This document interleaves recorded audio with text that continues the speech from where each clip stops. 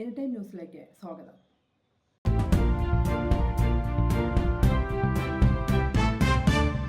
നഗരസഭാ സെക്രട്ടറി വീണ്ടും രക്ഷകനായി. ജീവൻ നഷ്ടപ്പെടാറായ നായയുടെ മിണ്ടാപ്രാണിയുടെ ജീവൻ രക്ഷിച്ചു. കഴിഞ്ഞ 4 ദിവസം മുൻപാണ് വടക്കാഞ്ചേരി ക്രിസ്ത്യൻ പള്ളിയുടെ അടുത്തായി മംഗലം പ്രദേശത്ത് ലാബ്രഡോർ ഇനത്തിൽപ്പെട്ട നായയെ ഗുരുതരമായ പരിക്കുകളോടെ നഗരസഭാ അധികൃതർ കണ്ടെത്തിയത്. വിവരമറിഞ്ഞ നഗരസഭാ സെക്രട്ടറി കെ മനോജ് ഉടൻ സംഭവസ്ഥലത്തെത്തുകയും നായയെ ഓട്ടുപാറയിലെ വെറ്റിനറി ആശുപത്രിയിൽ എത്തിക്കുകയും ചെയ്തു. വെറ്റിനറി സർജൻ ഡോക്ടർ VM ഹാരിസിന്റെ നേതൃത്വത്തിലുള്ള സംഘം ഏറെ നേരമെടുത്ത് നായയെ ശസ്ത്രക്രിയ നടത്തി മുറികളിൽ തുന്നലിട്ടു. വാർന്നുപോയ രക്തത്തിന് പകരം നായയ്ക്ക് രക്തം നൽകി.